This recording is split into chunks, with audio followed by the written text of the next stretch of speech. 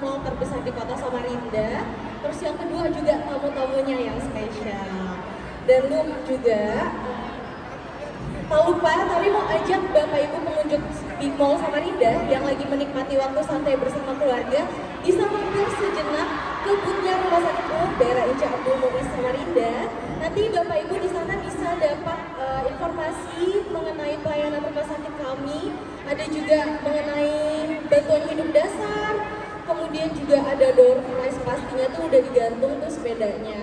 Jadi nanti Bapak Ibu yang lagi jalan-jalan mampir ya di booth-nya Muiz. Dan juga, oke, tarik mundur sejenak. Baik, Bapak Ibu, untuk kita refreshing sejenak ya, bisa berdiri orang tuanya, karena ini kan salah satu forum silaturahmi juga ya. Saya yakin Bapak Ibu di sini pasti ada beberapa yang sudah saling mengenal. Bisa berdiri sejenak. Boleh, Tari mohon untuk berdiri sejenak.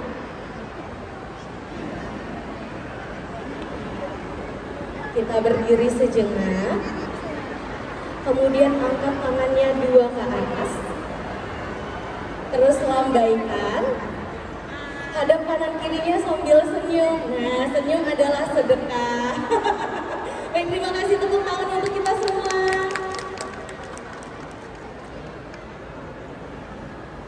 Oke, langsung saja.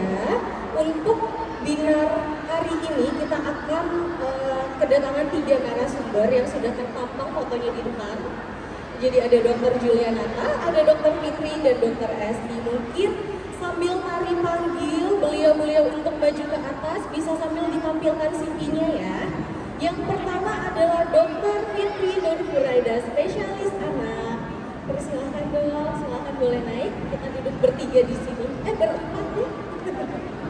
Yang kedua ada Dr. Julianata Asadi, spesialis kedokteran jiwa.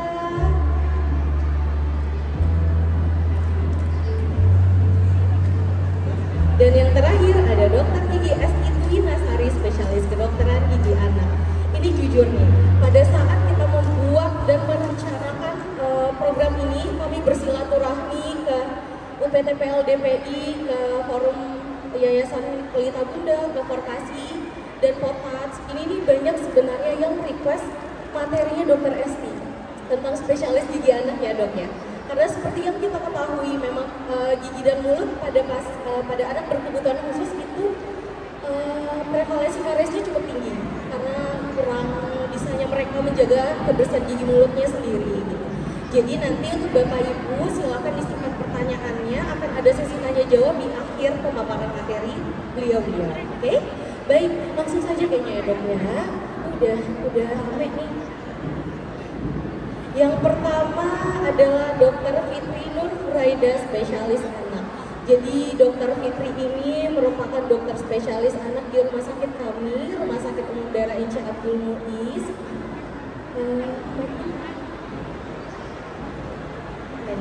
Dokter, bisa gimana nih kabarnya hari ini dok?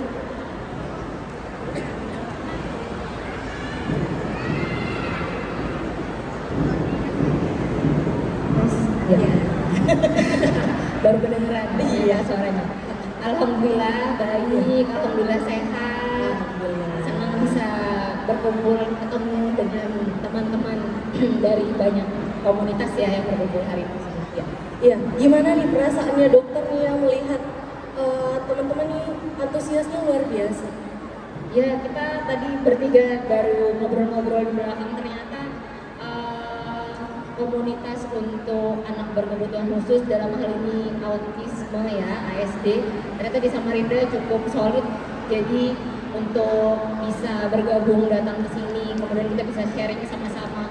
Mungkin kita di sini juga tidak lebih pintar ya sebenarnya dari beliau-beliau yang sudah menjalani kehidupannya itu. Jadi nanti mungkin kita bisa sharing aja gitu ya. Oke, baik dokter. Dan ini kan nanti materi dokter mengenai deteksi dini anak dengan ASD. Ya betul. Oke, mungkin bisa ditampilkan untuk slide-nya. Ya, Dokter Fitri kami persilahkan. Oh ya, terima kasih Dokter Fitri. Saya nggak bisa lihat sebenarnya kalau duduk di sini. saya berdiri ya, mohon maaf sebelumnya karena saya membelakangi layar. Assalamualaikum warahmatullahi wabarakatuh.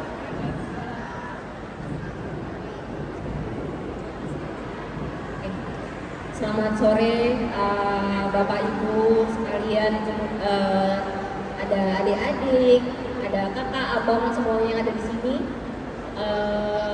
Peserta Binar MUIS ya. Hari ini kita seperti disampaikan Dr. Gitari bahwa kami di MUIS itu punya program Binar MUIS namanya. Jadi kita sharing mengenai masalah-masalah kesehatan dengan fasilitas kesehatan, dengan masyarakat gitu. Dan hari ini spesial karena kita berada di tempat, salah satu tempat paling ramai di Samarinda, di mall. Hari ini saya akan sharing sedikit, mudah-mudahan bermanfaat untuk peserta Binar MUIS siang ini, sore ini, dan juga para pengunjung pameran kesehatan Dinas Kesehatan Kota Samarinda ya. Jadi tema yang saya akan sampaikan tentang deteksi dini anak dengan autisme spektrum disorder, atau kalau di bahasa Indonesianya adalah GSA, gangguan spektrum autis.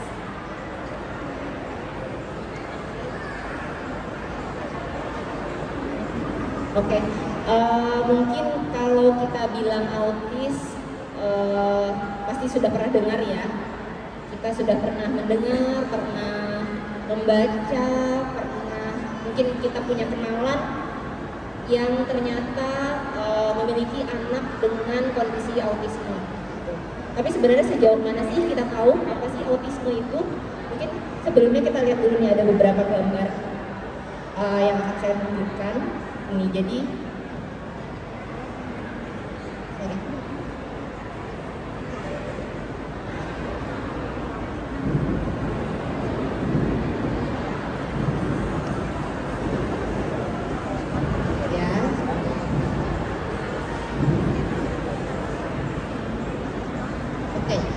gambar paling atas ini kita lihat ada gambar seorang anak yang lagi asik banget bermain mobil-mobilan.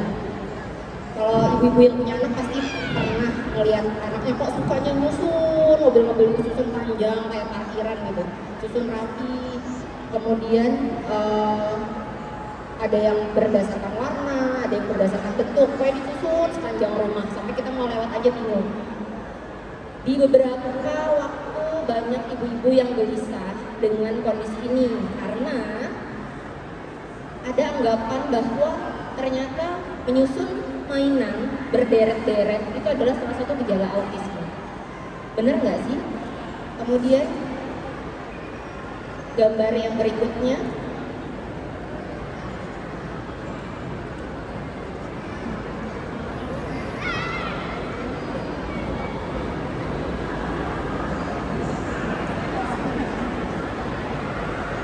sambil kita lanjut aja ya, sambil nunggu slide-nya. Jadi banyak anggapan yang beredar biasanya di antara ibu-ibu, karena kan sekarang kita informasi cepat sekali ya, dari medsos, dari mana-mana, kita jadi gampang terpapar dengan informasi entah benar atau tidak. Nah, kalau misalnya gambar yang ini tadi,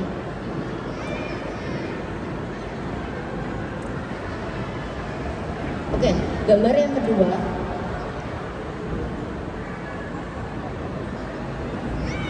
Ini juga gambar anak-anak ini juga lagi melakukan asik banget ya, lagi menyusun suatu barang, kaleng disusun tinggi.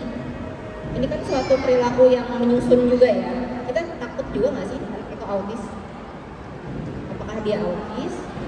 Belum tentu. Kemudian yang gambar yang bawah ini kita lihat anak ini tampak tidak nyaman. Dia pasti mendengar suatu suara yang entah menakutkan, entah terlalu keras sampai dia menutup telinga. Apakah kondisi ini kita bisa curiga juga anak ini gejala autis bukan ya?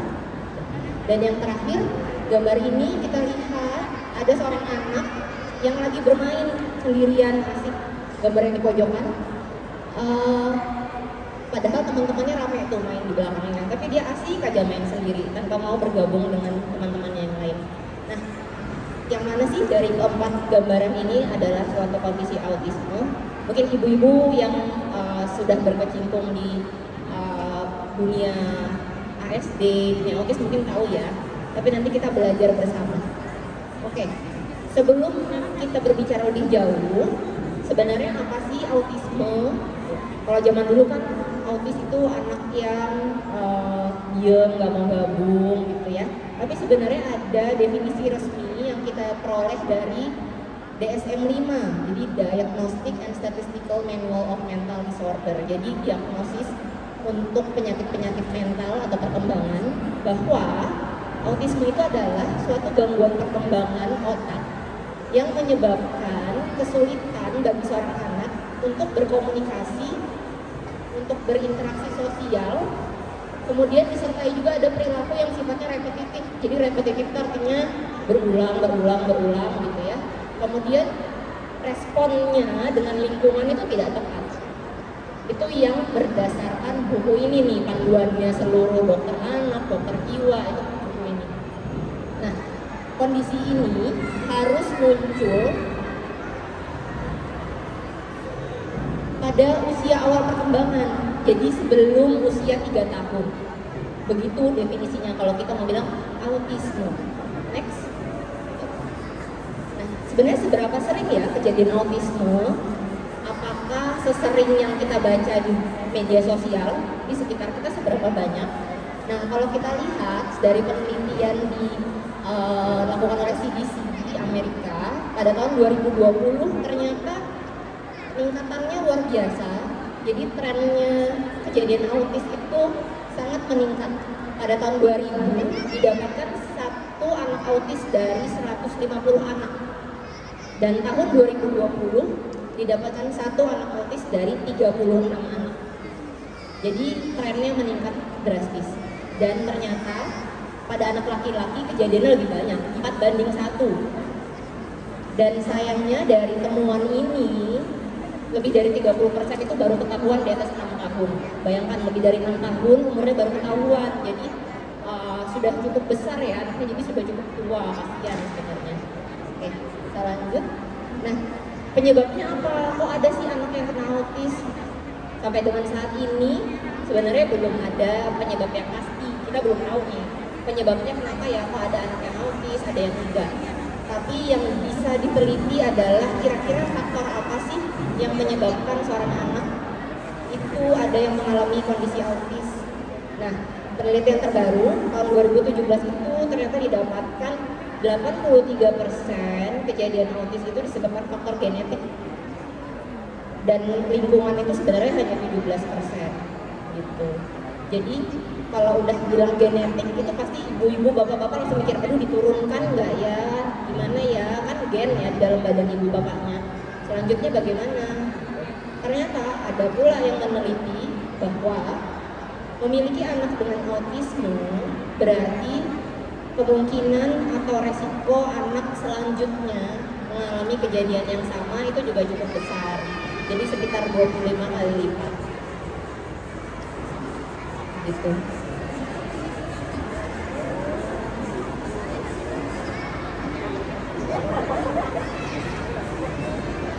apa tanda dan gejala autisme? Jadi seperti definisi tadi, bahwa yang namanya autisme itu harus ada 2 komponen. Ada gangguan komunikasi, interaksi sosial, dan ada perilaku restriktif dan repetitif. Ini baru bisa kita bilang autisme. Jadi kalau misalnya anaknya hanya nggak bisa interaksi atau nggak bisa komunikasi, tapi tidak ada perilaku repetitif, itu kita nggak bisa bilang autisme. Jadi harus ada 2 komponen ini untuk kita katakan dia autisme. Secara umum, gejalanya pada anak-anak dengan autisme itu ada gangguan komunikasi. Biasanya pola bicaranya agak tidak biasa kalau kita dengar. Tidak bisa dipahami oleh orang lain, dan dia juga tidak bisa memahami kata-kata orang lain. Kemudian riwayatnya biasanya mengalami keterlambatan bicara. Hampir sebagian besar anak mengalami keterlambatan bicara. Pada anak-anak yang sudah bisa bicara pun biasanya ada kondisi yang namanya ekolali. Jadi dia tuh hanya mengulang-ulang. Kita ngomong apa, dia ngulang lagi. Kalau orang tuanya nggak sabar nanti mangkel, pikir anaknya ngolong. Padahal enggak, emang itu namanya ekolali. Jadi dia itu memang mengulang apa yang dia dengar tanpa dia paham sebenarnya itu apa, gitu ya.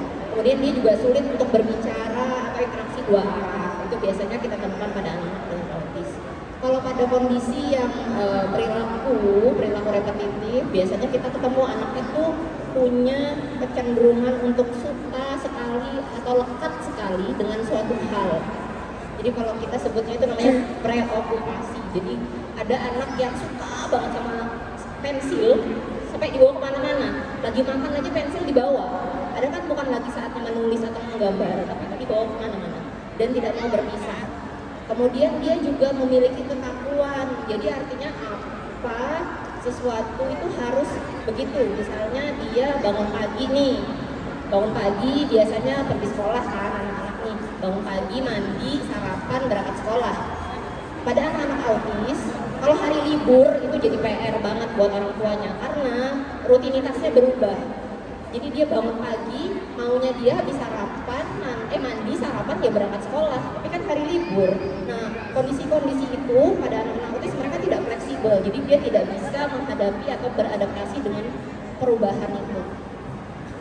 Tampilan klinis atau kita bilang gejala-gejala dan tanda itu biasanya dipengaruhi banyak hal. Jadi usia, kemampuan kognitif atau kepintaran ya, dan kemampuan bahasa itu menentukan bagaimana sih kondisi anak autis yang kita temui pertama kali. Ada yang baik-baik aja kayaknya, ada yang nggak bisa ngomong sama sekali. Jadi itu sangat beragam. Next. Nah, sekarang seberapa cepat sebenarnya kita mau bisa mengenali anak dengan autis? Harapannya kan kita mengenali secepat mungkin supaya bisa diintervensi atau diterapi secepat mungkin, ya. Nah, kalau zaman dulu biasanya seringnya ketahuannya belakangan. Kalau ibu-ibu, bapak-bapak lihat tadi trennya naiknya banyak ya. Jadi 1 dalam 36. Apakah ternyata anak autis memang bertambah? Salah satu teorinya ternyata adalah bahwa kita itu lebih aware dengan anak yang autis. Jadi anak ada keterlambatan bicara, ada anak agak beda dengan teman sebayanya, ibu-ibunya pintar, langsung konsultasi, jadinya akhirnya ketahuan. Itu salah satu faktor yang menyebabkan kok 2020 bisa 1 anak dalam 36 anak. Itu kan sedikit sekali ya, artinya perbandingannya terlalu sempit gitu. Nah, pada usia 12 bulan sebenarnya kita sudah bisa mulai mengenali, bukan mendiagnosis ya, mengenali apakah seorang anak itu memiliki kecenderungan untuk mengalami kondisi autisme. Pada usia 12 bulan, anak-anak biasanya belum bisa bicara ya. Jadi kan baru babbling kadang-kadang gitu ya, tapi mereka sudah bisa berkomunikasi dengan non-verbal. Jadi entah dengan tatapan mata, dengan dia menunjuk, minta sesuatu, atau dia juga dengan gestur tubuhnya, dengan ekspresinya. Nah, pada anak-anak dengan autis, hal ini yang tidak ditemukan. Jadi biasanya pada usia 12 bulan, anak-anak itu udah harus respon ya, sama suara, sama bunyi, dipanggil nama sama mamanya, itu harus ngeh. Tapi kalau 12 bulan ini tidak ketemu, kita harus waspada. Yang selanjutnya, tidak ada kontak mata. Ini juga harus waspada. Karena kontak mata itu bukan hanya kemampuan melihat ya ibu-ibu ya, tapi itu adalah salah satu bentuk komunikasi antara anak dengan orang sekitarnya. Kemudian yang selanjutnya, umur 12 bulan tuh biasanya anak-anak tuh udah senang kayak berbagi mainan gitu. Ini lo ada yang lucu gitu, mau kasih lihat ke mamahnya gitu. Tapi kalau pada anak autis ini tidak bisa kita temukan ya. Mereka tidak punya kemampuan untuk berbagi kesenangan. Tidak bisa meniru. Ibu-ibu pasti tahu kalau anak-anak tuh kalau sering lihat mamanya ngelap-ngelap atau beres-beres pasti atau sulap gitu kadang-kadang niru-niru ya. Nah, ini yang tidak ada kemampuan meniru itu pada anak autis. Oke, ekspresi wajah dan gesturnya terbatas. Pada usia 12 bulan kita udah bisa mulai mengenali, ya. Tapi bukan mendiagnosis. Kita bisa mulai mengenali, kita bisa mulai curiga. Oke. Next. Oke. Nah, bedanya lagi kalau udah 18 bulan tampilannya beda lagi sama yang tadi. Semakin bertambah usia, anak itu kan kemampuan atau kepintarannya bertambah ya biasanya. Nah, pada anak autis, kemampuan komunikasi atau berbahasa atau berbicara itu akan semakin kelihatan kalau dia itu kurang. Karena pada umur 18 bulan biasanya anak-anak itu minimal udah ngomong 1 kata, 2 kata. Tapi kalau pada anak-anak dengan ASD itu belum mampu mengucapkan kata-kata atau tahu, kalaupun dia bisa mengucapkan kata-kata, biasanya hanya bicara aja, melon, apel, hijau, kuning gitu, tapi tanpa paham itu apa. Jadi dia hanya mengulang sesuatu yang pernah dia dengar, tapi dia tidak paham, tidak bisa digunakan dengan benar si kata itu. Kemudian pada umur 18 bulan biasanya anak-anak udah mulai senang tuh main sama teman-temannya. Nah, kalau pada anak dengan ASD biasanya mereka tidak terlalu berminat bermain dengan temannya. Oke. Terus 18 bulan biasanya udah kelihatan anak-anak yang suka main pura-pura. Main pura-pura makan, pura-pura nyuapin, pura-pura gendong-gendong bonekanya, gitu, pura-pura jadi ibu dan segala macam. Itu namanya bermain peran ya, role play. Nah, ini yang juga tidak bisa kita temukan pada anak dengan kondisi autis. Jadi di umur 18 bulan mereka kurang tertarik bermain peran. Serta yang terakhir biasanya sudah mulai kelihatan perilaku repetitifnya. Kalau umur 12 bulan kan dia belum terlalu banyak bisa ngapa-ngapain ya. Kalau 18 bulan biasanya udah mulai kelihatan tuh perilaku repetitifnya. Misalnya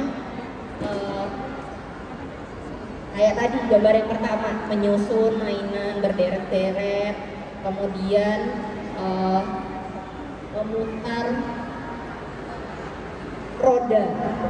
Mainan mobil-mobilan biasanya dimaininnya gimana sih ibu-ibu? Dijalanin ya gitu. Tapi pada anak autis biasanya mereka tidak bisa mengeksplorasi atau bermain mainan dengan seharusnya. Jadi ya kalau dia suka melihat si rodanya diputar-putar, itu aja yang dilakukan. Yang perlu diingat adalah ini namanya repetitif. Repetitif artinya diulang-ulang. Jadi kalau ada anaknya yang lagi suka nyusun-nyusun, bukan berarti ASD. Karena kuncinya adalah repetitif, diulang-ulang. Nah, umur 24 bulan alias 2 tahun, tampilannya beda lagi.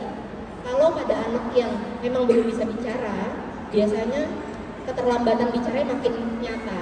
Bicaranya itu nggak jelas, nggak nyambung, dia nggak ngerti orang nggak ngerti gitu. Atau kalau dia sudah bisa bicara, tadi yang kita sebut sebagai ekolali, jadi dia mengulang apa yang disampaikan oleh orang ke dia. Contoh, ibu nanya, mau makan nggak nak? Nanti anaknya jawabnya apa? Mau makan nggak nak? Jawabannya gitu juga. Jadi bukan mau makan nak gitu. Jawabannya dia mengulang apa yang dia dengar. Kemudian dia nggak tertarik bermain mainan yang banyak. Biasanya anak umur 2 tahun kan hobinya bermain ya, segala mainan. Tapi kalau anak autis biasanya mereka hanya suka bermain dengan yang itu saja. Ada preokupasi atau kelekatan. Kemudian saya mau kasih lihat video ya, tapi kayaknya nggak bisa muncul. Gimana? Nyalain.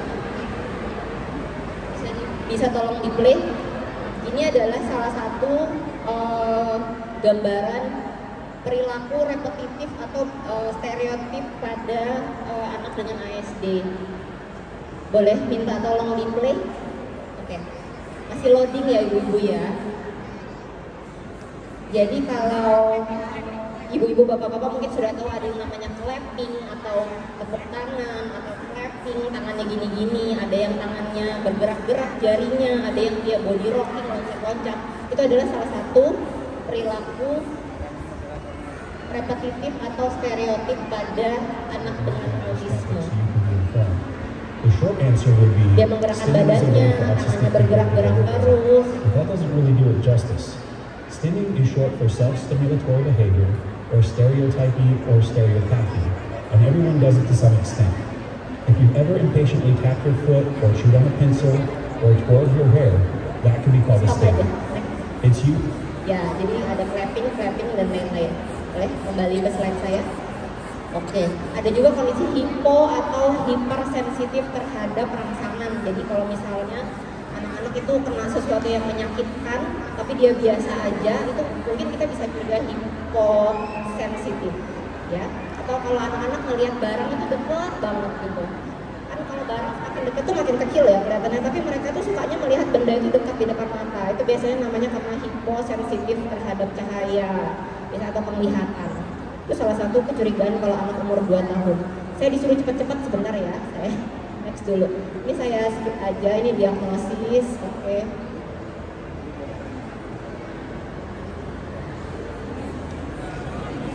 Kita lanjut ke yang penting mungkin ya, bagaimana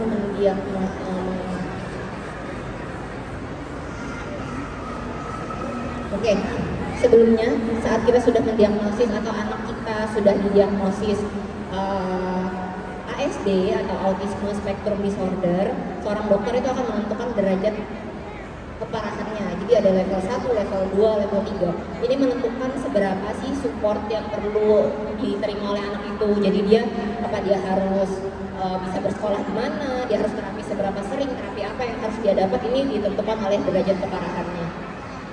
Oke, next. Oke, ini Autism Spectrum Disorder, yang namanya spektrum itu artinya luas ya, dari sini sampai sini gitu, jadi nggak cuma satu. Banyak sekali hal-hal yang bisa ditemukan bersamaan dengan si ASD. Kadang-kadang kita ketemu anak ASD tapi juga hiperaktif. Ada juga anak ASD yang juga dia ternyata gifted, pinter banget, IQ-nya tinggi. Ada juga anak ASD yang ternyata ada OCD gitu. Jadi banyak sekali spektrumnya, sangat luas. Nah, kalau kita bicara tentang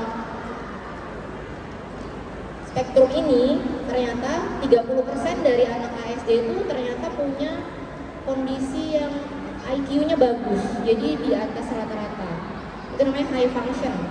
Tapi kalau 70%-nya sayangnya memang di antara sedang ke bawah, jadi dia punya keterbatasan intelektual, sekitar 70%. Saya ngebut sebentar ya dok.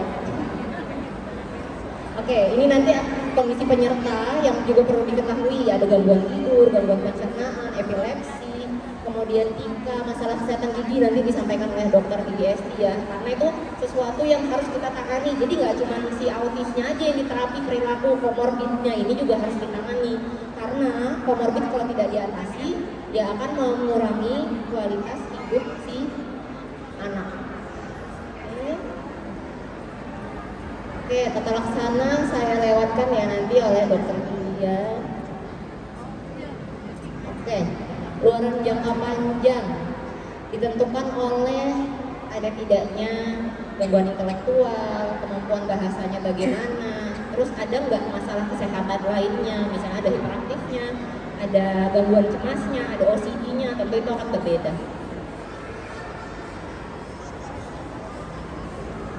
20% dari anak autis itu biasanya mandiri dalam kegiatan sehari-hari dengan terapi yang baik dan tepat. Tapi sebagian besar memang 50% masih memerlukan pengawasan yang terus-menerus. Peran orang tua gimana? Terus belajar tentang autis, memahami anaknya sendiri terutama. Kapan sih anak kita ini meltdown, kapan dia itu tiba-tiba jadi tantrum, situasi seperti apa, kondisi seperti apa, maunya dia apa, kemampuannya dia apa, itu orang tua yang paling tahu. Bukan terapis, apalagi dokternya yang cuma ketemu tiap berapa bulan sekali. Orang tua itu adalah yang mengamati anaknya.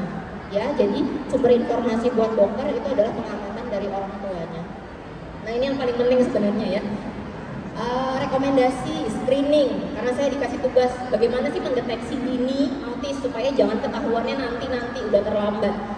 Berdasarkan AAP, jadi American Academy of Pediatrics, semua anak semuanya umur 18 bulan dan 24 bulan itu harus di screening autisme, harus. Jadi pada saat kunjungan kesehatan rutin yang bisa imunisasi, timbang berat badan, ini harus dilakukan screening kesehatan untuk autisme. Kemudian apa sih tandanya? Ini intinya slide saya panjang lebar ini Bu, intinya. Gimana sih kita curiga anak kita itu ternyata memiliki kondisi ASD? Yang pertama, kalau dia nggak bisa babbling, mama, menunjuk atau nggak ada gestur tubuh di usia 12 bulan. 12 bulan udah harus bisa ini. Kalau 12 bulan belum bisa ini, berarti harus datang ke dokter untuk dievaluasi lebih lanjut. Yang kedua, kalau dia nggak bisa ngomong satu kata saat usia 16 bulan, 16 bulan itu minimal satu kata udah bisa. Tapi kalau belum bisa, segera bawa anaknya untuk dievaluasi. Terus umur 24 bulan atau 2 tahun sudah harus ngomong 2 kata yang disambung. Gitu ya. Kemudian terakhir, kalau adanya kurangnya kemampuan bahasa atau sosial pada umur berapa saja. Nanti kalau ke dokter anak itu akan di screening ini nih. Namanya kita ada formulir screening untuk mencari tahu anak ibu bapak itu adakah kecenderungan parah autis. Nah, ini yang saya mau kasih lihat. Kalau nggak bisa ke dokter anak gimana? Posyandu sibuk masak, nggak ada yang jagain si kecil gitu. Di buku KIA yang ibu-ibu punya itu udah ada. Jadi di usia 12 sampai 18 bulan, di usia 18 sampai 24 bulan itu sudah ada milestone perkembangan yang harus sudah dilampaui atau dimiliki oleh si anak. Jadi dengan ibu-ibu rajin membaca itu buku KIA yang dibikin pemerintah tebel-tebel, dibaca, dilihat anaknya udah bisa belum, anaknya kurang apa, dan harus di follow up, itu insya Allah bisa terdeteksi dengan lebih cepat karena deteksi lebih cepat, luarannya lebih cepat. Luarannya lebih bagus. Oke, mungkin itu aja dari saya. Nanti selanjutnya dari narasumber yang lainnya. Baik, terima kasih Dokter Titi. Mungkin bisa tepuk tangannya Bapak Ibu untuk Dokter Titi. Kita akan melanjutkan di materi selanjutnya oleh Dr. Juliana Taksadi, spesialis kedokteran jiwa, dengan tema materi manajemen anak dengan autism spectrum disorder. Dr. Juliana, kami persilakan.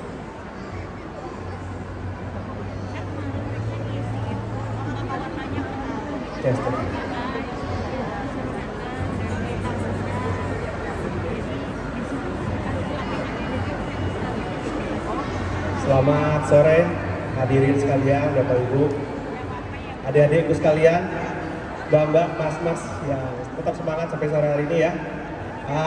Pada dasarnya ini bukan kuliah ya, kita ngobrol-ngobrol sore lah gitu ya. Mudah-mudahan waktu yang singkat ini manfaat untuk dapat kita jadikan media kita, tambahan informasi. Mungkin barangkali akan ada yang punya saudara, kolega, atau barangkali anaknya sendiri ya. Atau barangkali yang masih ragu-ragu, ini anak saya kenapa ya? Untuk itu dia hadir di sini. Oke.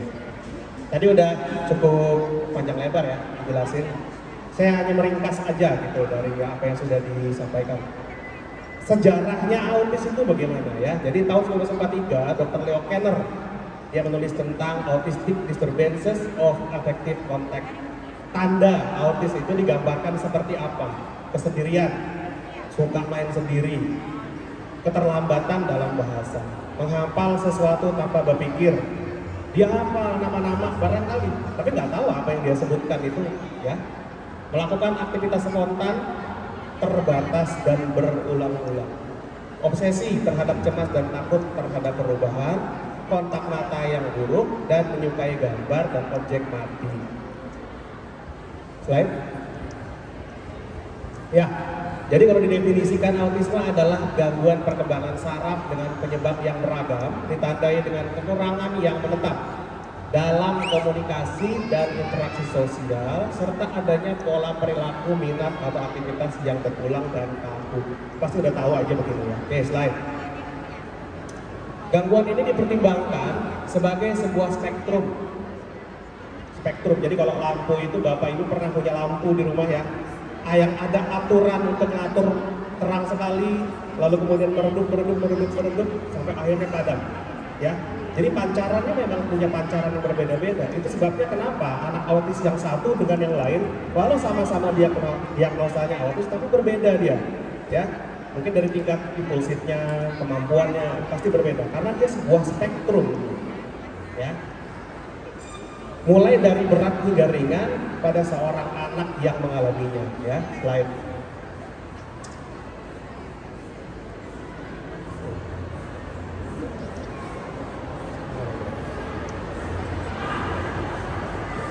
Apa Bu?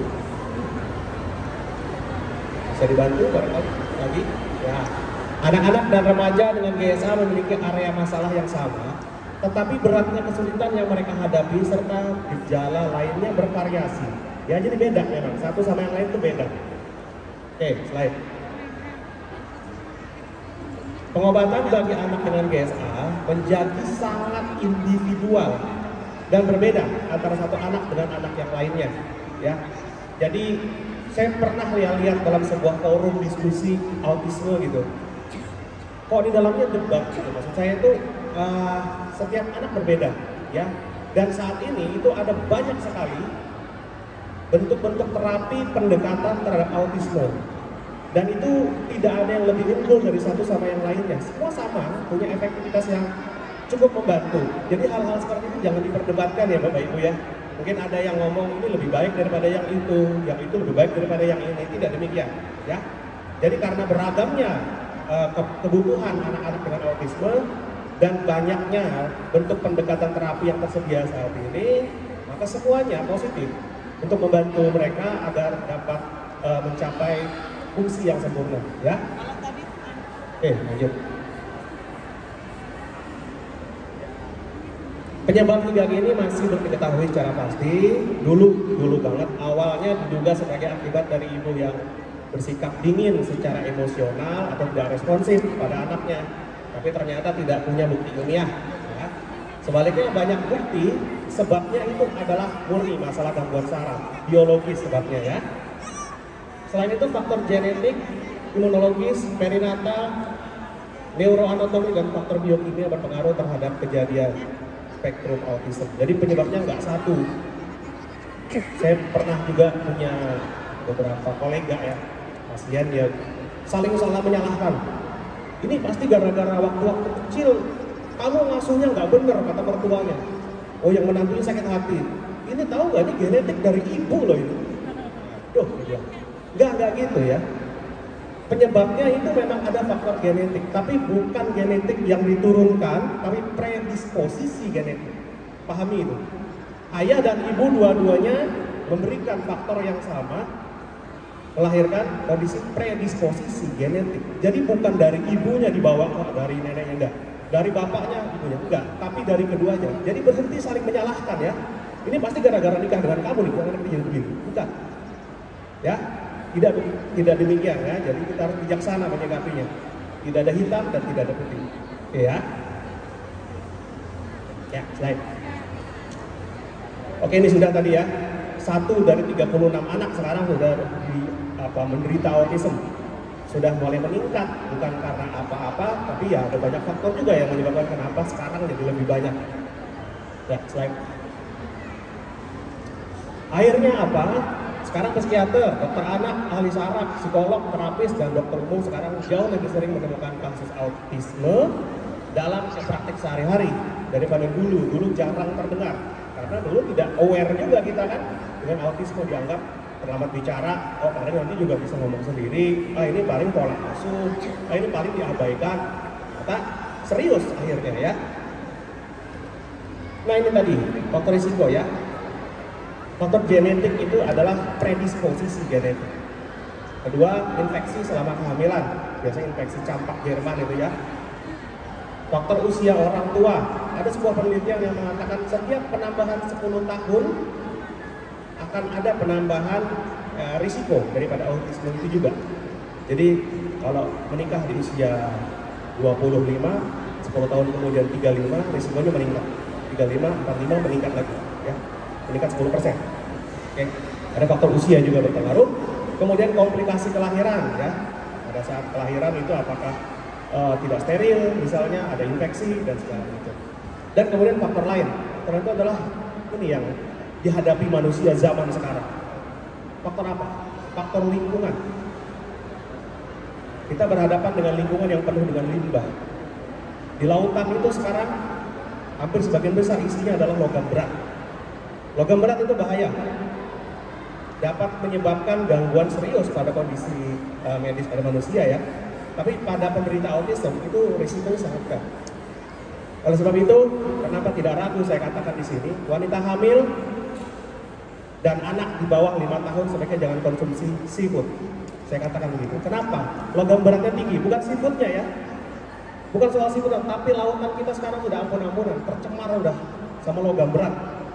Belum lagi ada yang namanya apa lagi? Asap rokok, ya. Kemudian apa timbal dari kendaraan, merkuri tadi ya. Kemudian ada lagi dari apa?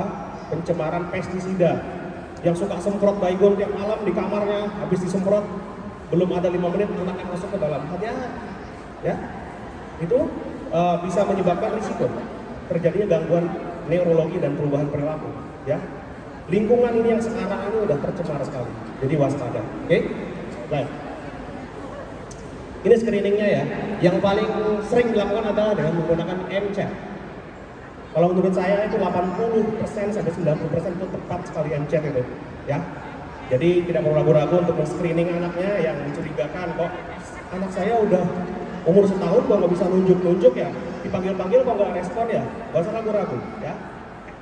Langsung di di screening aja. Tapi saya beritahu di sini ya, jangan self diagnose ya.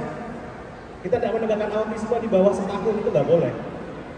Mencurigai, ya boleh mencurigai. Tapi untuk menegakkan diagnosanya harus dengan menggunakan MChat usia 18 bulan, ya. Jadi jangan langsung parnoan dulu, ya. Screening, tetap screening. Oke, slide. Ini gejala autisme, tidak merespon saat namanya dipanggil, meski pendengarannya normal. Slide. Tidak pernah mengungkapkan emosi dan tidak peka terhadap perasaan orang lain. Susah dia empati. Lihat ibunya nangis, dia diam aja. Kalau anak normal kan biasanya ibunya nangis kan ngambil tisu. Mami kenapa mami gitu ya. Ini nggak, diam aja. Lihat kakaknya jatuh, diam aja. Bahkan tangannya luka sendiri aja dia kadang-kadang juga nggak berespon. Ya. Oke, tidak bisa memulai, kembali dulu. Tidak bisa memulai atau meneruskan percakapan, bahkan ketika hanya untuk meminta sesuatu. Kalau dia minta tolong, tarik tangan ibu. Tarik. Ambilkan ini, nggak bisa ngomong dia. Nyuruh ibunya, pakai tangan orang lain. Baik. Sering mengulang kata, tadi ekolalia ya, termasuk latah, tetapi tidak pernah memahami penggunaan itu dengan tepat. Sering menghindari kontak mata dan kurang menunjukkan ekspresi wajah. Oke, slide. Slide. Memiliki nada bicara yang tidak biasa. Misalnya datar kayak robot. Kalau kita kan naik turun, ya kan ya. Ada hal-hal yang menakutkan. Mami, tadi aku melihat hal yang menakutkan loh. Tadi ngeri banget, makin pelan. Tapi Mi ternyata nih, nadanya sesuai. Ya. Tapi kalau autism dia udah mami, lapar, mami. Lebih senang menyendiri, seperti dalam dunianya sendiri. Anak-anak rame main, dia ngumpet. Dia main di pojokan sendiri. Ketidakmampuan berinteraksi sosial dan berbahasa, serta adanya perilaku repetitif yang diulang. Itu cuma 2 itu aja gejalanya. Ya. Oke, slide. Tidak memahami pertanyaan atau petunjuk sederhana, enggan berbagi bicara atau bermain dengan orang lain, menghindari menolak kontak fisik, nggak suka dipeluk dah dia pokoknya. Kalau dipeluk marah dia, dicium marah dia, ya.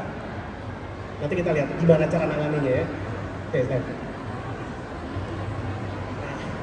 Siapa bilang anak autis nggak bisa stres? Kita udah menganggap dia juga autis juga. Siapa bilang? Ketidakmampuan dia dalam mengungkapkan perasaannya itu loh bisa bikin dia depresi benar-benar. Dia tuh ingin mengungkapkan perasaannya. Ini sakit perut loh ini. Saya tuh udah dari sakit perut dari pagi loh. Kok mama nggak ngerti? Yang dia nggak bisa ngomong. Depresi. Bisa depresi. Bisa anxiety juga. Bisa ngamuk. Ngamuk itu karena nggak mampu menceritakan, orang itu nggak paham sama dia gitu. Ya. Nah itu kenapa orang autis perlu dilatih ya. Mungkin lancar bicara, ya itu mungkin goal sekian. Tapi minimal dia bisa mengungkapkan lah dengan bahasa yang sederhana apa keinginan dia gitu. Oke, selanjutnya. Tata laksananya mau diapain sih? Ya pertama mengurangi gejala inti dan perilaku dari autism itu, capai potensi diri secara maksimal atasi setiap masalah penyerta atau gejala yang mengurangi kemajuan. Oke, slide. Dukung keluarga dan mereka yang menyediakan perawatan, serta intervensi untuk individu GSA melalui pendidikan dan strategi berbasis bukti yang spesifik. Oke, lanjut.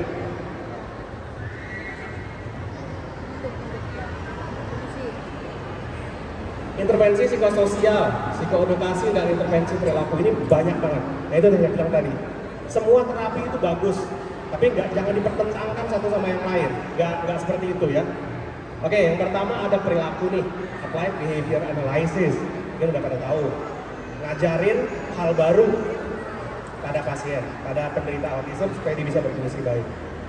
Ada lagi teach, treatment and education of autistic and related communication handicapped children. Anak autis itu hebat dalam visual. Oleh karena itu untuk ngebimbing dia, biar dia bisa tahu urutan apa yang bisa dia lakukan untuk keseharian itu kita siapkan tuh gambar-gambar. Habis makan ngapain? Gambar piring. Habis itu siapkan gambar kamar mandi, gambar gayung air gitu. Siapkan lagi sebelahnya gambar mainan. Siapkan lagi sebelahnya gambar tempat tidur. Artinya habis makan mandi gitu maksudnya ya. Habis mandi ngapain? Dia lihat tempel di kulkas. Dia lihat, oh habis ini ngapain, habis ini ngapain. Anak autism itu kan sebenarnya mengalami kebingungan dia. Ketidakmampuan dia bagi dia situasi itu tampak tidak punya pola, tampak membingungkan. Ini orang ngomong apa? Gerakan-gerakan ini, cahaya ini apaan? Nggak ngerti dia. Sehingga untuk membuat rasa dirinya aman, dia menciptakan pola-polanya sendiri. Itu kenapa dia melakukan perbuatan repetitif, berulang-ulang itu kan? Dia ingin ciptakan itu, keteraturan, supaya dia bisa merasa aman bahwa dunia ini ada aturannya gitu. Tapi versi dia sendiri. Nah itu oleh karena itulah kenapa kita bantu dia dengan secara visual, ceritakan pada dia bahwa dunia memang benar ada aturan dan pola. Oleh karena itu, yuk kita lihat nih cara bagaimana menggunakan WC. Pertama ada gambar celana diturunin, gambar kloset duduk, gambar air siram, gitu kan ya. Ini ada di dalam teach, treatment and education of autistic related communication handicapped children. Ada lagi intervensi bermain, ini play terapi, ya. Oke, slide. Ada fisioterapi, terapi okupasi, terapi sensori, integrasi. Ya kalau anak nggak bisa bicara, pada panik. Harus terapi bicara sekarang, umurnya baru 3 tahun. Nah juga. Sensori integrasi ini bisa dimulai. Diapain itu anaknya? Pernah lihat playground? Playground itu adalah sensori integrasinya untuk anak berkebutuhan khusus. Motoriknya, sentuhannya, cara dia melihat, mencium aroma, bantingan yang dia rasakan jatuh, kasar dan segala macam. Dia belajar dari situ. Ibu ya, kalau matanya ditutup, mata ibu ditutup nih, mata bapak ibu tutup. Ada kotak, sentuh dalamnya, ada buah jeruk gitu. Ibu nggak diberitahu dalamnya apaan. Ibu hanya nyentuh aja, pegang-pegang dari permukaan teksturnya. Ibu gini-giniin, bapak gini-gini, kretek-kretek. Ini kayaknya buah jeruk deh ini. Dibuka. Kenapa? Sensori bapak ibu sudah terintegrasi. Jadi tahu itu jeruk. Mereka nggak gitu. Mereka nggak tahu ini apaan ini. Ya, persis kayak dia meraba-raba ini apaan. Nah, oleh karena itu dipertajam sensori tadi, diintegrasikan melalui terapi sensori integrasi. Ya, terapi visual tadi yang handicap tadi ya, tempel di kulkas, bikin jadwal-jadwal visual gitu. Terapi bicara, ketika dia sudah mulai bisa bicara, tapi artikulasinya belum jelas-jelas, nah itu baru peran terapi bicara di situ, dibantu dia. Ada massage, ya. Latihan meniup, latihan menyedot, terus dimasas. Terapi perilaku, baru terapi sosial berteman ya. Oke, slide. Ya, jadi menangani autism itu bukan cuma dokter jiwa, tapi tim. Ada dokter anak juga, ada dokter jiwa juga, ada psikolog klinis juga, ada terapis ya, terapis juga ikut juga. Jadi tim. Oleh karena itu memang kita perlu sebuah tim untuk membantu seorang anak ya. Makin lengkap makin baik. Kalau dari dokter biasanya kita akan berikan ini obat-obatan. Selalu enggak juga. Kita nggak berikan obat di bawah 5 tahun. Obat hanya diberikan dalam kondisi pertama di atas 5 tahun. Kedua, membahayakan diri sendiri dan orang lain. Amuk luar biasa, marah-marah, nggak tidur-tidur, nggak mau makan. Baru kita bantu dengan obat ya. Ini kerjaan dokter ini. Oke. Baik. Intervensi nutrisi. Ada juga bentuk pendekatan namanya intervensi biomedik.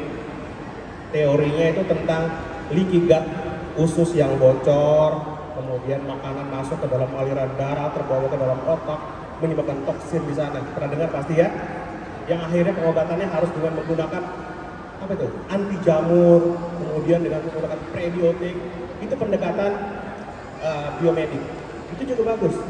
Tapi kalau tidak ada tersedia di layanan kesehatan kita saat ini di kota terdekat kita, ya jangan berarti nggak terapi. Apa yang ada di depan mata yang kita lakukan dulu, gitu ya. Kali ini ahli gizi berperan juga nih ya. Nah ini, diet bebas gluten. Karena protein alergi susu sapi itu bisa menimbulkan tantrum, ya benar. Ya, tuh peptid akan pada penderita GSA tidak dapat dicerna, peptid akan beredar dalam darah dalam bentuk ini sehingga pada reseptor opioid di otak dengan gejala perilaku seperti morfin, waspada alergi, gula sederhana dan terapi. Baik.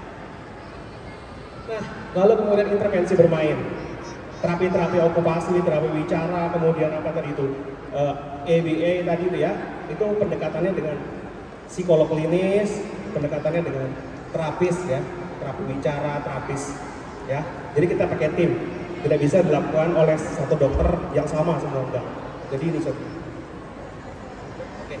Oke, slide. Oke, ini terapi bermain ya.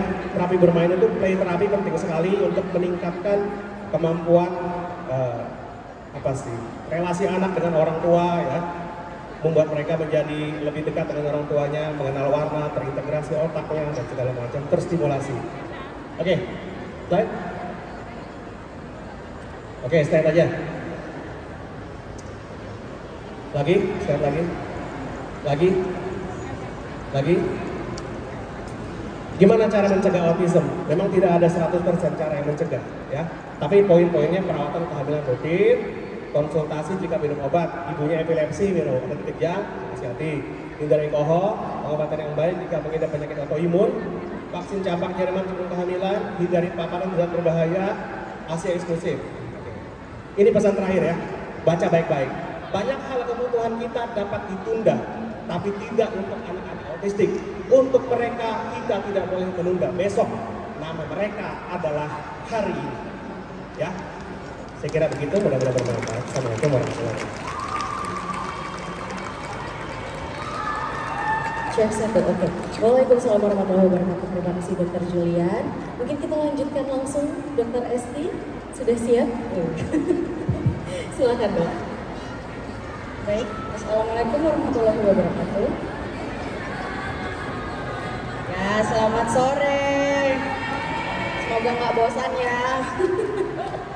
Coba tarik nafas dulu semuanya. Oke. Oke, di sini saya sebagai dokter gigi, spesialis gigi anak, akan menjelaskan mengenai menjaga kesehatan gigi dan mulut pada anak-anak dengan autistic spectrum syndrome.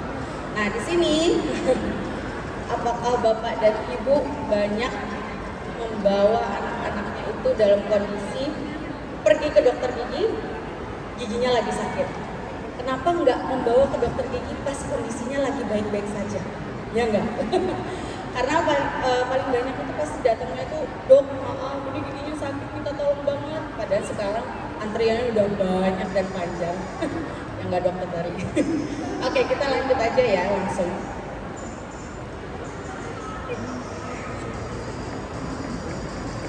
Oke, di sini ya seperti yang sudah dijelaskan sebelumnya, autisme itu ya auto, yang berarti artinya dia sendiri. Penderita autisme seakan-akan dia hidup dalam dunianya sendiri. Nah, tadi sudah dijelaskan juga, ternyata sekarang trennya mulai makin banyak ya, 1:30. Nah, di sini memang saya paling banyak menemui anak-anak dengan autisme ini pada anak laki-laki, yaitu memang perbandingannya 4:1.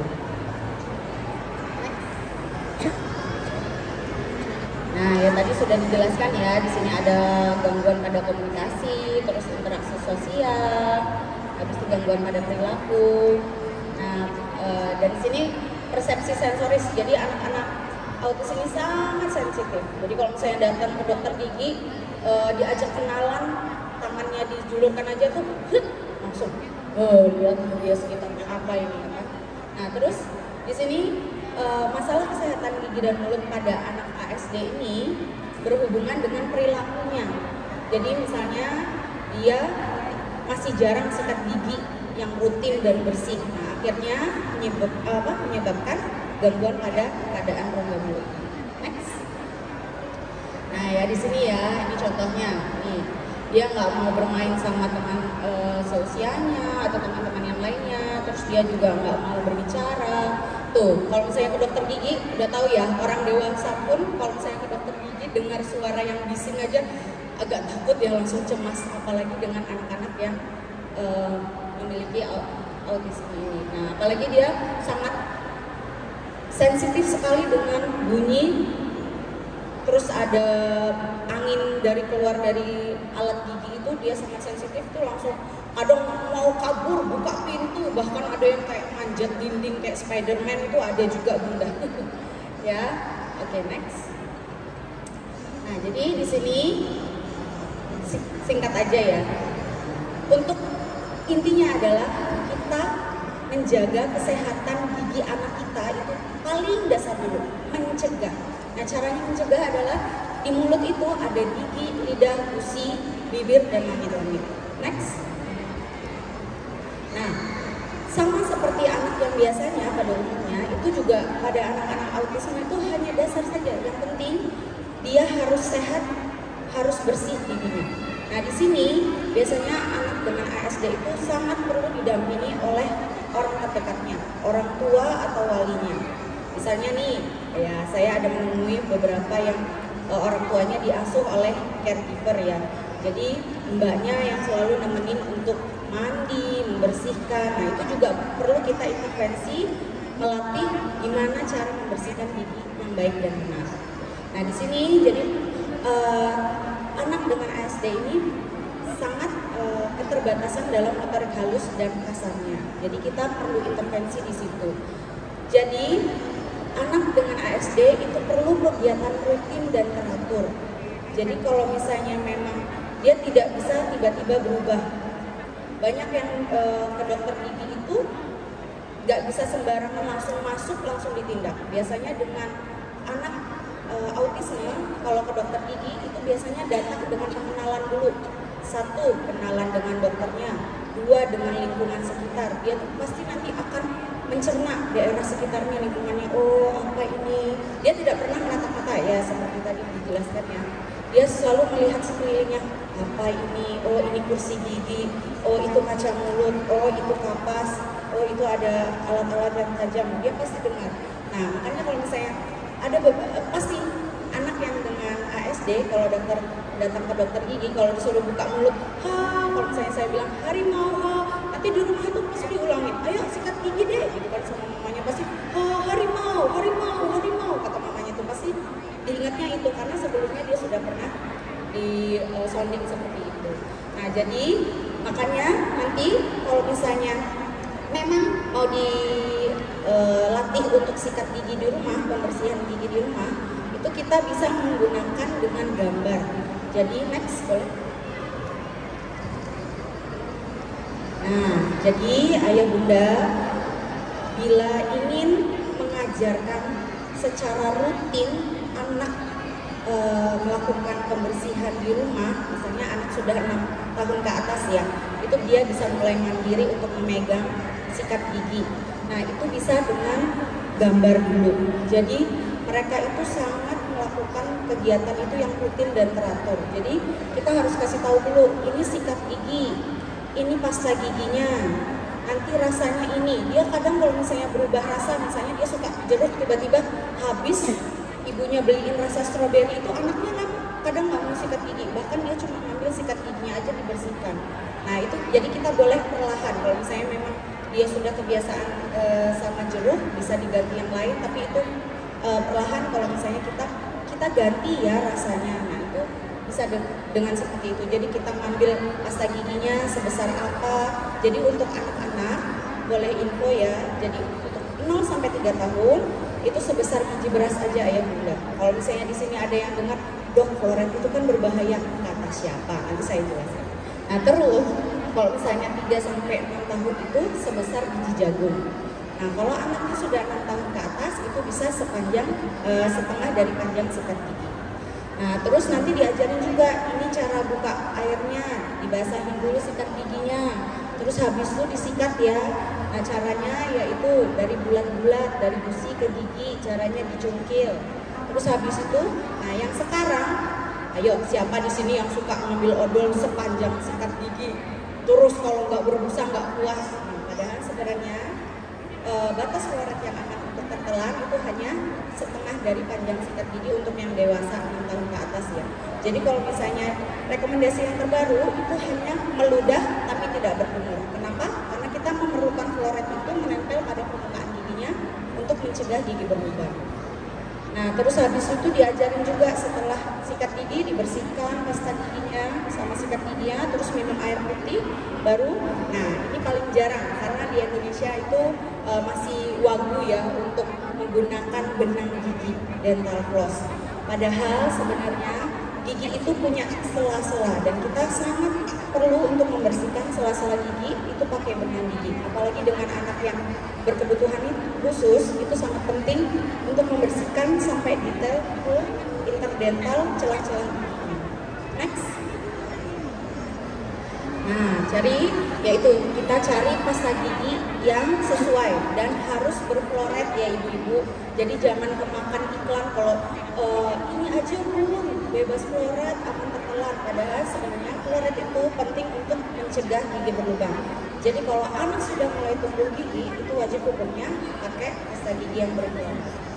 Terus cara sikat giginya, nah ini nanti bisa ditempel di dekat wastafel dia sikat gigi atau di kamar mandi biar dia bisa melihat urutannya setelah ini apa ya. Oke, next.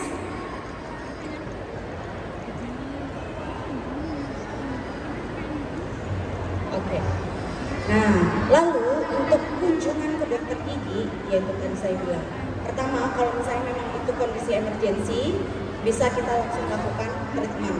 Tapi kalau misalnya memang itu hanya rutinitas dan membiasakan anak ke dokter gigi, itu bisa kita perkenalkan dulu. Satu, sebelum ke dokter gigi, kita lihatkan video, bisa dari YouTube atau video kartun itu ke dokter gigi seperti ini. Pertama kita masuk, kita kenalan, ini lingkungan dokter giginya. Nah, terus habis itu biasanya anak itu nanti akan teringat sekali ya khas ya kalau misalnya ke dokter gigi itu ada bau-bauan ya obat-obatan. Nah itu anak juga pasti akan reminder sekali kalau misalnya oh ini tuh dokter gigi, oh ini tuh lingkungannya. Jadi kita harus kenalan dulu perlahan. Terus bila anak dan orang tua tidak bisa membersihkan dengan baik, pasti oral hygiene atau kebersihan mulutnya itu pasti akan buruk atau kurang ya. Jadi makanya di sini saya itu sering menemui anak-anak di atas 2 tahun bahkan 6 tahun itu orang tuanya itu yang denial, jadi yang nggak terima. Ibunya ini sudah datang juga dong, sebenarnya saya ini sudah curiga anak saya ini seperti ini.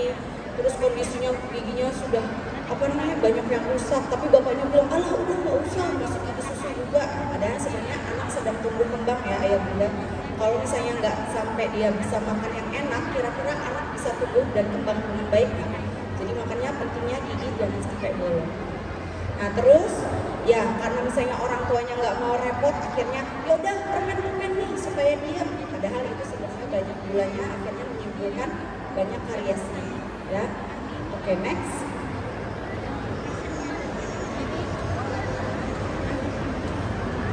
Oke, jadi pilih bila ingin ke dokter gigi, cari yang berpengalaman. Dokter gigi umum bisa atau ke spesialis gigi anak ya. Karena untuk spesialis gigi anak itu kompetensi kami adalah yang dengan anak berkebutuhan khusus dan anak 0 sampai 18 tahun.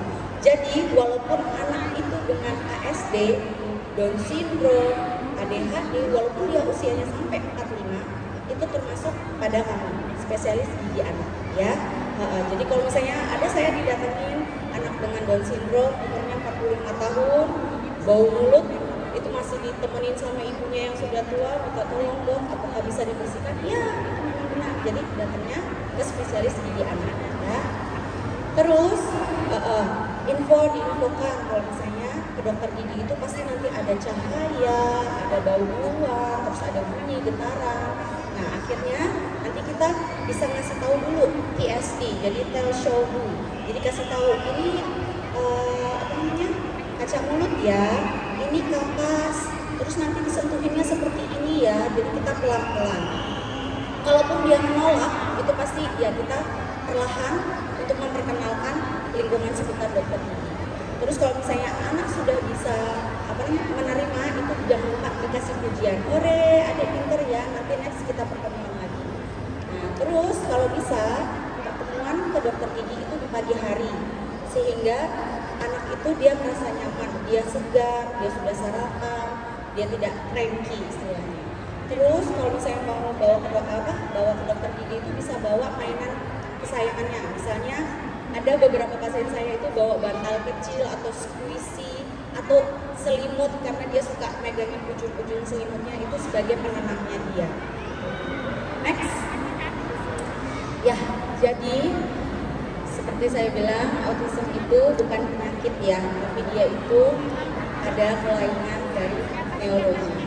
Jadi kita itu biasanya kalau ke dokter gigi kan setiap 6 bulan sekali. Nah, untuk anak dengan individu berkebutuhan khusus itu bisa 3-4 bulan sekali. Dental check up. Jadi kita tahu kalau misalnya sudah ada lubang segera dirawat. Terus habis itu jangan lupa pasta giginya berfluoride. Cari yang ada fluoride-nya. Terus nanti besaran takarannya itu kalau 6 tahun ke atas setengah dari panjang sikat gigi. Tidak perlu satu bulu sikat yang panjang ya.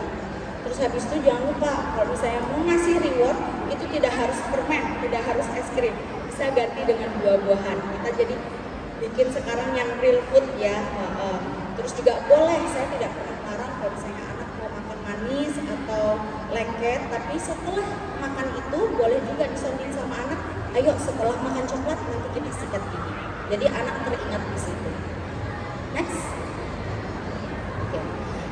Rutinitas dan konsistensi menjaga kesehatan gigi dan mulut pada anak ASD itu sangat akan membantu kesehatan dia sampai dia dewasa, sampai dia tua. Nah, jadi di sini kita nggak mengharapkan hasilnya ya, tapi kita mengharapkan progres dari anak ASD itu semakin bertambah usianya, semakin dia matang untuk mandiri menjaga kesehatan gigi dan mulutnya. Itu dulu. Oke, next. Baik, terima kasih. Nanti selanjutnya kita bahas diskusi di pertanyaan. Mari. Baik, terima kasih Dokter Esti. Oke, tadi tuh pembahasan ini ya dok ya, masalah gigi ya. Mungkin ada tambahan ya. Kapan sih pertama kali anak-anak tuh harus menyikat gigi? Ini jadi anu nih. Oke, jadi kalau misalnya kan kita nggak pernah tahu ya, anak-anak dengan ASD ini kedeteksinya biasanya di atas 2 tahun ya, baru kita bisa mengambil kesimpulan. Nah, jadi kalau misalnya dia bayi baru umur 6 bulan sudah tumbuh gigi atau 4 bulan sudah tumbuh gigi, itu wajib harus sikat gigi. Jadi jangan ditunda. Oke, ditetein setiap malam sepanjang malam, terus lupa dok dibersihkan. Akhirnya itu nanti akan jadi ada plak putih kayak gitu. Nah itu adalah awal mula gigi berlubang. Makanya anak sudah mulai tumbuh gigi itu wajib harus disikat. Walaupun dia tidak terpatok untuk ASD aja ya dok iya, ya, untuk semua anak-anak di berapapun usianya, anak bapak ibu itu tumbuh gigi, biasa ada yang lebih cepat, ada yang lebih lambat, itu sudah harus disikat. Walaupun tumbuhnya cuma segini ya dok ya, itu sudah harus disikat ya dok. Harus pakai pasta gigi berfluoride. Pasta gigi berfluoride sesuai takaran yang sudah dokter Esti tadi anjurkan. Baik bapak ibu, mungkin ini kita masih ada space beberapa menit untuk tanya jawab. Bisa yang mau bertanya mungkin bisa angkat tangan, nanti akan didatangi oleh panitia. Oke, silakan ibu di sini. Tolong mic-nya. Baik, ibu bisa perkenalkan nama, ingin bertanya ke siapa?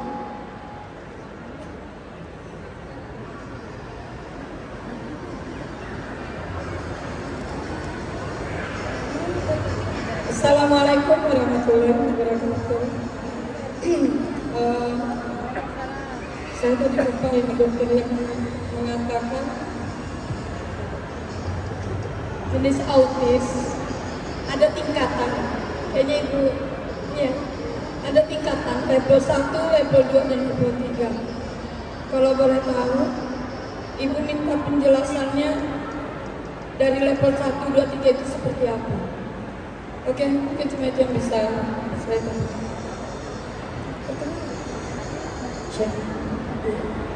Maaf tadi ibu siapa namanya? Saya Bu Erni dari Kecamatan Palaran. Oh iya. Kebetulan saya menangani sekolah inklusi di SD Negeri 03. Masya Allah, Berni, baik. Silakan Dokter Erni. Ya, Bu Erni ya. Ya. Oke, jadi kalau kita bicara tentang level keparahan, itu tujuannya adalah menentukan sejauh mana anak itu butuh support ya Bu, tadi yang seperti saya sampaikan. Jadi kalau kita mau menentukannya anak ini sebenarnya termasuk levelnya yang 1, 2, atau 3 itu kita melihat dari kemampuan komunikasinya yang pertama.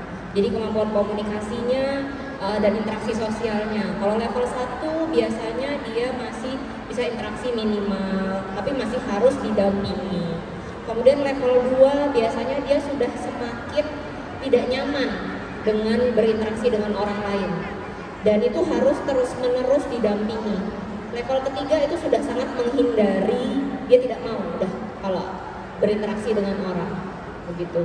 Kemudian kita juga bisa lihat selain dari komunikasi atau interaksinya, kita juga bisa nilai dari perilakunya. Jadi sejauh mana perilaku repetitifnya itu mengganggu dia, begitu. Kemudian kita bisa nilai juga dari kemandiriannya bagaimana. Itu nanti akan berkaitan dengan anak ini kira-kira nanti harus, misalnya sekolah ya, harus didampingi terus enggak, atau bisa sama shadow teacher atau sama orang tuanya. Itu kan menentukan keparahan. Dan yang namanya yang namanya kondisi autisme itu kan kita harus evaluasi ya Bu ya. Jadi tiap 3 bulan itu anak dengan ASD itu tentu harus dievaluasi perkembangannya. Jadi bukan hanya sekali datang, oke, ASD, perilaku, terapi sensori integrasi, terapi perilaku, macam-macam ya biasanya dijalani, tapi terus nggak balik lagi. Sebenarnya kan tiap 3 bulan sekali itu harus dievaluasi tingkat keparahannya bagaimana, membaik atau tidak, kemudian apakah kita perlu memberikan intervensi farmakologi, jadi pemberian obat-obatan tadi seperti yang dijelaskan Dr. Julian, apakah sampai situ atau hanya dengan terapi, jadi terapi sensori integrasi, terapi perilaku, itu yang memang harus kita evaluasi secara berkala. Walaupun memang penggunaan obat-obatan itu biasanya hanya diberikan pada kondisi yang berat, jadi yang level 3 biasanya.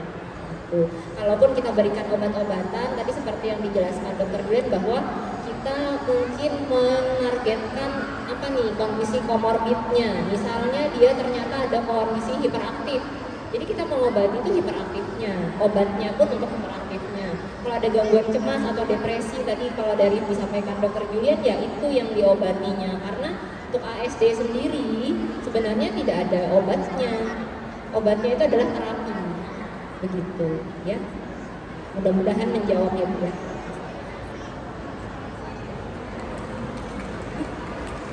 Baik, terima kasih Dokter Fitri. Mungkin Bapak Ibu lain masih ada, dari mana ya? Coba panitia ini, coba angkat tangan dulu deh. Dokter Silo mungkin bisa pilih nih yang mana nih. Wih, ibunya semangat nih. Ini tadi, ini juga angkat tangan nih di depan ibu yang jilbab hitam. Ini satu sama yang ibu baju coklat tadi ya, satu ya. Oke. Yang mana dulu Dokter Cila? Oh, yang ibu coklat dulu, tunggu sebentar ya Ibu ya. Oke, Ibu silakan, namanya siapa? Mau bertanya di dokter yang mana nih? Monggo, monggo ya. Assalamualaikum warahmatullahi wabarakatuh. Nama saya Ruti, perwakilan dari PLDPI. Yang saya mau tanyakan itu tentang childhood disorder, disintegrasi disorder dengan ASD. Soalnya yang dialami anak saya itu dari usia 0 sampai 4 tahun itu perkembangannya normal seperti anak lain. bahkan cenderung dia cerdas.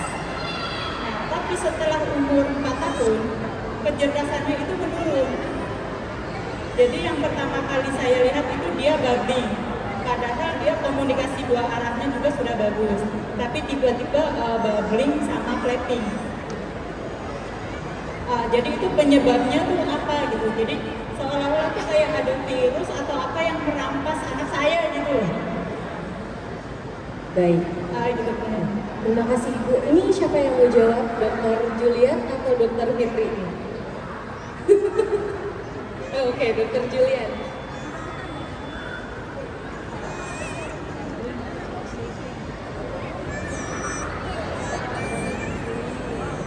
Cek. Baik, terima kasih atas pertanyaannya ya Bu ya. Jadi tadi yang ditanyakan oleh Ibu, ketika anak saya 4 tahun ya, baik 4 tahun, tadinya normal gitu, terus kok tiba-tiba mengalami kemunduran. Ya. Ada satu kondisi yang disebut sebagai regresi, tapi kasus itu cukup jarang ya. Tapi regresi itu bisa terjadi.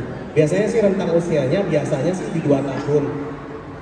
Jadi bagus, normal aja bisa bicara. Kok tiba-tiba di 2 tahun kok tiba-tiba jadi mundur gitu. Kondisi itu bisa sebagai regresi. Itu bisa terjadi walau kejadiannya cukup jarang. Lalu apa yang kita lakukan? Ya memang kita harus screening dulu dengan menggunakan MRI. Ada masalah apa? Apakah memang ada sesuatu di organik di otak gitu ya? Kalau itu sudah di screening dengan baik, ternyata ditemukan ada hal-hal yang memang perlu diobatin, ya memang harus ditindak masalah organiknya tadi. Tetapi untuk kemampuan bicaranya yang hilang itu bagaimana? Ya kita tidak menyerah, tetap kita ulang lagi, tetap kita mulai lagi gitu kan ya. Tetapi biasanya yang sering terjadi regresi itu biasanya ada masalah dulu di organiknya. Jadi perlu berkonsultasi juga dengan ahli saraf biasanya ya, ahli saraf anak bisa juga. Tapi memang sebelumnya sudah ada autisnya Bu ya?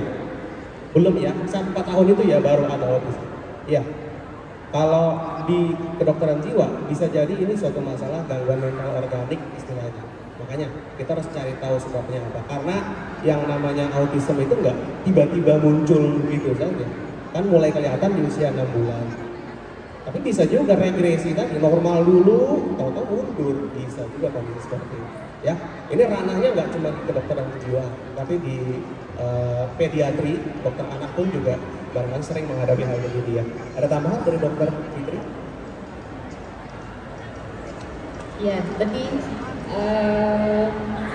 mungkin kalau ibu bertanya, pertanyaannya anaknya kenapa gitu ya.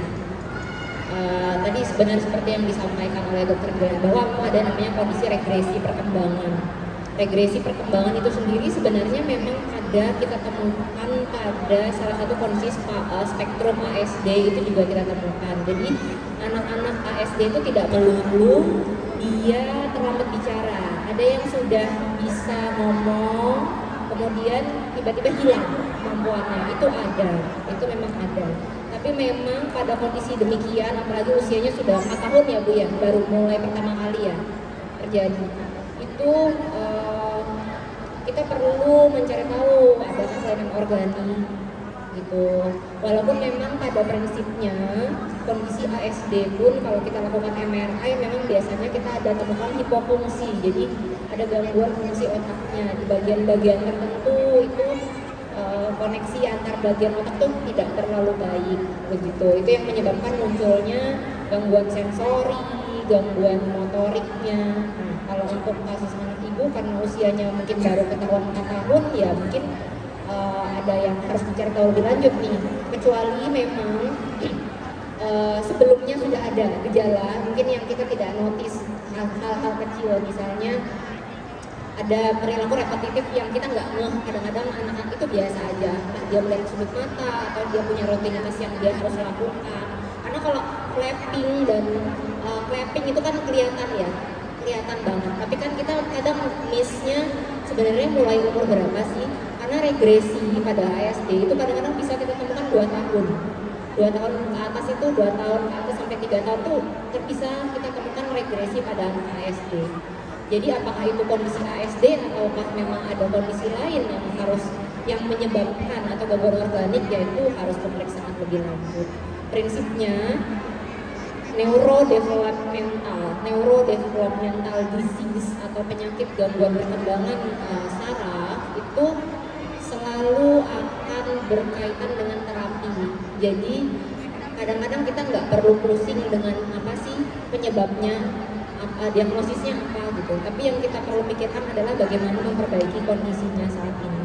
Tapi tentu harus dipastikan tidak ada kondisi yang lagi ongoing nih Bu. Ongoing itu artinya yang masih menggerogoti, yang membuat dia nanti mungkin akan makin memburuk.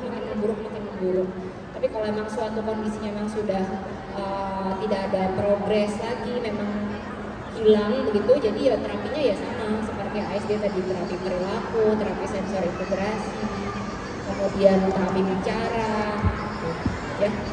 Kalau saran saya ya seperti dari dokter Gideon, kita perlu pemeriksaan lebih lanjut. Iya, baik. Tadi mungkin saya tarik kesimpulannya dokter, untuk anaknya ibu mungkin bisa di screening dulu ya dokter ya. Tadi ada beberapa pemeriksaan pendahulu, screening MCAT, HARS, dan banyak-banyak itu dari dokter Julia. Bisa dibawa ke dokter spesialis jiwa boleh, dokter jiwa boleh, dokter anak juga bisa ya dok ya screeningnya.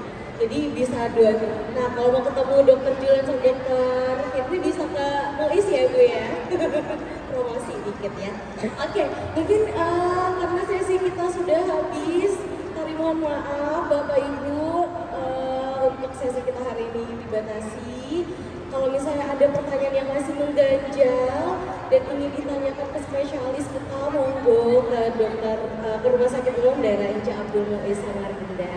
Dan oh ya, ini ada titipan dari panitia, katanya peserta webinar nih ya dok ya, ada nanti salah satu kita spin dapat sepeda. Wah, siapa yang beruntung? Spinnya dari absen ya? Oke, bisa mungkin ditampilkan. Wah, banyak ya. Kamu dong ikut ini ya, aba-aba ya mungkin ya.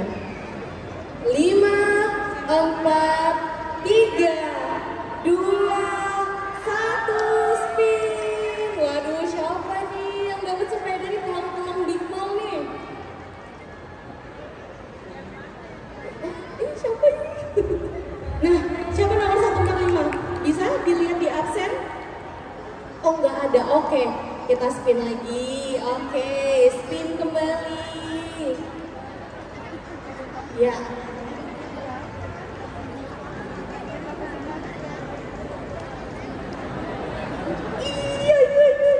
Siapa nih?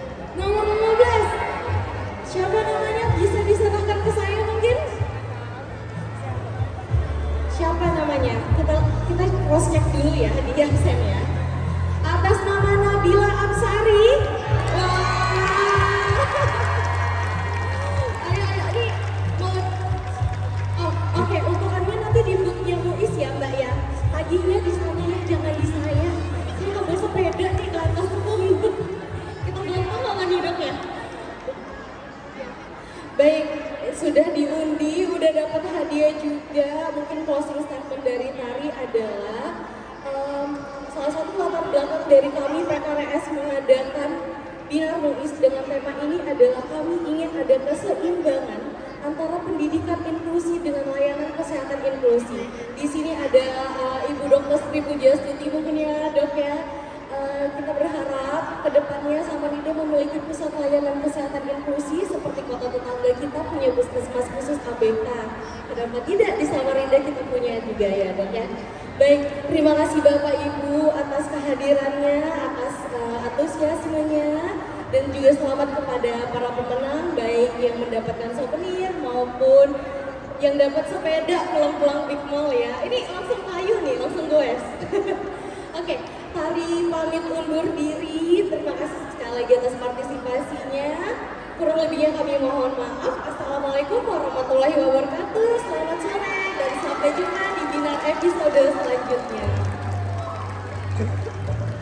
Luar biasa sekali, terima kasih kami haturkan kepada moderator pada hari ini, Ibu Dr. Gigi Siti Nurwahidah bersama dengan juga pembicara kita yang luar biasa, Ibu Dr. Fitri Nur Furaida SPA, Bapak Dr. Julianata Asadi SPKJ, dan juga Ibu Dr. Gigi Esti Tulinasari.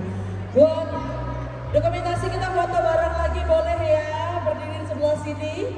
Bapak Ibu sekalian kita boleh berdiri sama-sama, kita foto bersama ya. Mohon izin kesediaannya untuk dapat berdiri, kita foto bersama terlebih dahulu bersama dengan moderator dan